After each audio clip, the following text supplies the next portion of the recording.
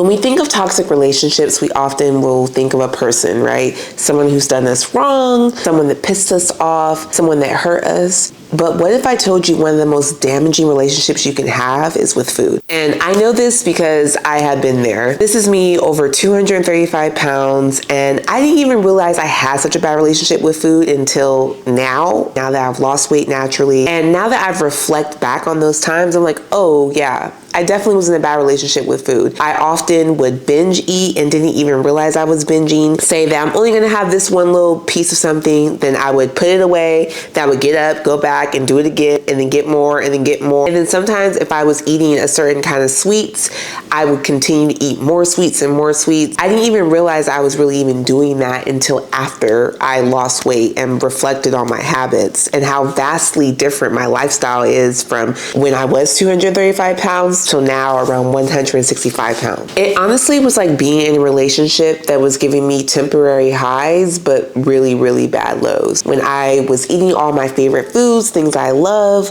binging on the weekends, really just going ham, I was high. I was in love. Everything was good. But then also came the lows, right? I would get really bad headaches. There was obvious weight gain, and I just wasn't really feeling 100%. So today we're diving deep into the hidden signs that you or someone that you love may possibly be in a toxic relationship with food. And don't worry, we're going to talk about some steps on how to break free from it too.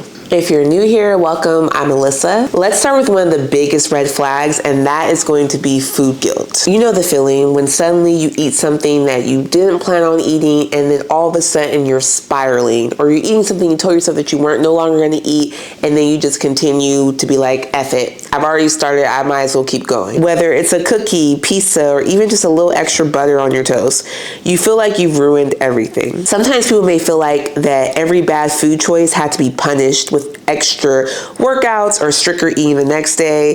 This may sound familiar. Take a second and be honest and think about, do you feel like you constantly have to earn your food or burn it off later? Does food make you kind of feel anxious? If that hit home, you're not alone. What helped me, honestly, is not trying to label food as good and bad, right? One of my favorite quotes when it comes to heroes is like, the villain is the hero of their own story, right? And I think that sometimes we treat food as villains and then we treat food as heroes. And I think when I started thinking about how the food was actually making me feel, that changed my perspective, right? Like, is this food making me feel energized? For example, I've noticed when I eat leafy greens and vegetables like kale and spinach, I often do kind of get like an energy boost. But when I eat certain things, like I eat too much candy, I get headaches like clockwork, right? When I was drinking, I'm currently over a year sober now, but when I was drinking alcohol, it got to the point where my hangovers were just getting the absolute worst. Some of it is because I'm in my 30s now, but also I just think that the way alcohol was affecting my body, it just wasn't making me feel good.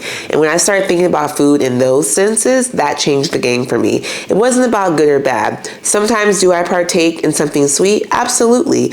But it's about moderation, and I just gauge how I feel. If I'm eating a cookie and I start to feel bad, I'm like, okay, this is too much.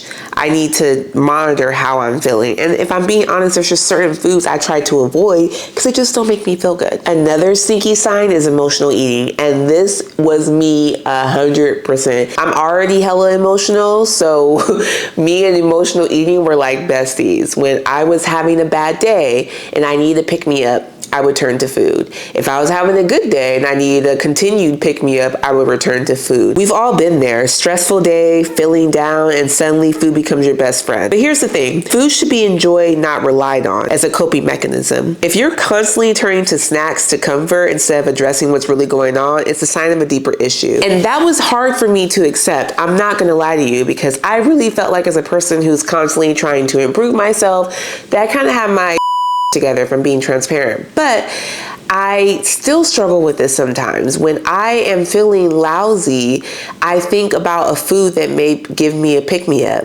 And I just feel like it's a dangerous game to play. Have I completely mastered it? No, I would be lying to you. But I have noticed that there are other things I rely on. I love fitness more than most things, okay? So if I notice I'm kind of cranky, I'm kind of moody, I'm like, okay, have I worked out? Have I moved my body? If it's a rest day, I'm okay. Have I stretched today? And I will test that as well. Like, have I gone outside today? Have I walked? And my whole point is that I just don't think about food now. It used to be, oh, I've had a really bad day. Cheesecake. Cheesecake will make me feel better.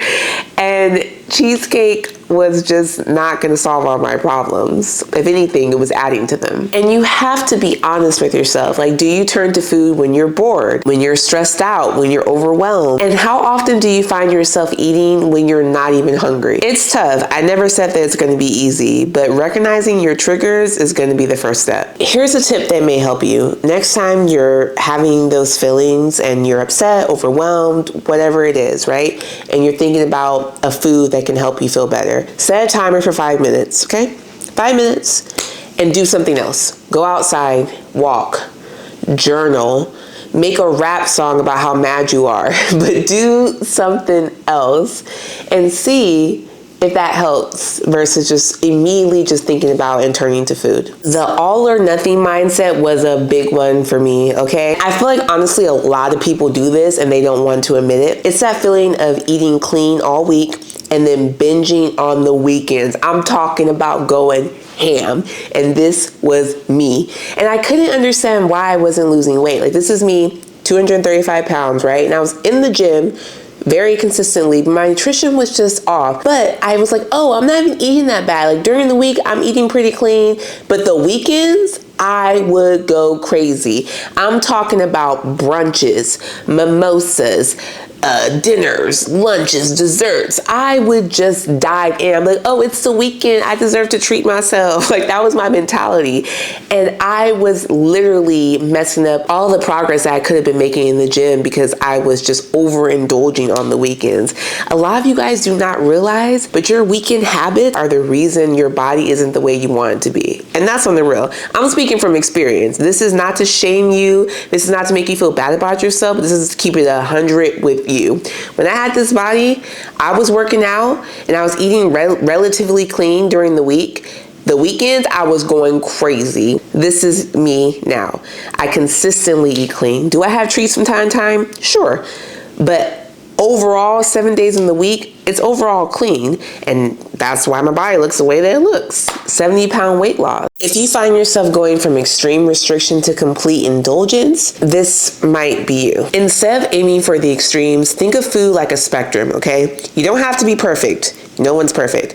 You just need to be consistent, okay?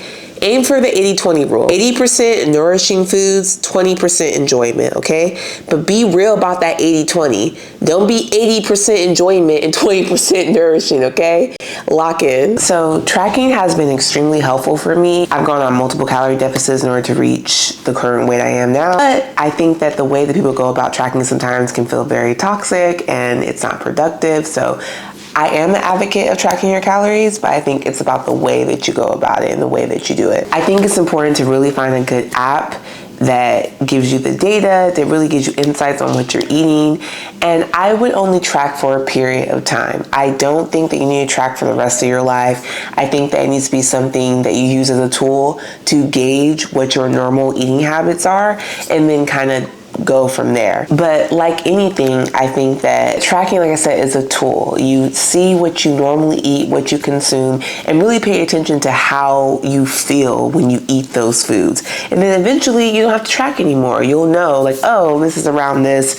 This makes me feel like this. But I do think that it's a good tool, but you have to have the right mindset. And I think that tracking gets a very negative stigma, and I don't understand why, because truly, it's so important to just understand what we are putting in our bodies. So I say that if you're going to track, go into it with a healthy mindset and don't just think about obsessing over every single thing. Just think about it more as a guide, like, hey, this is what I did today. This is what I ate today. This is how many calories this was. But don't make it volatile. Make it healthy. And if you're hiding what you are eating, that is a sign of an unhealthy relationship with food. And I have done this a few different times when I was just kind of transitioning out of eating fast food. I was still eating it, but I was trying to eat it less and less. For me, it brought a lot of comfort, and I didn't want to come home and have questions like, oh, I thought you were cutting out fast food. So I would literally go to Chick-fil-A and eat it after I went through the drive-thru in my car. And I felt guilty about it. And I told my husband one time, I was just like, hey, like, I ate some Chick-fil-A after work today, and I felt pretty guilty about it. And he was really nice about it, but I was experiencing like that food guilt because I told myself that I was going to eat this less. So if that is you and that's something that you're experiencing, you're not alone. I've been there, but it's important to understand those habits, understand that that is something that you are doing. It's time to break the secrecy, practice mindful eating in social settings, and challenge yourself to be open about what you enjoy. No shame, no hiding. And I know how hard it can be to break from toxic food habits, but being aware that you even have these toxic food habits can be the first step. Like I said, when I was actively doing these things, I don't truly believe that I understood what was happening. It wasn't until I've lost weight, I'm more reflective, and I have a different relationship with food, that is where I realize.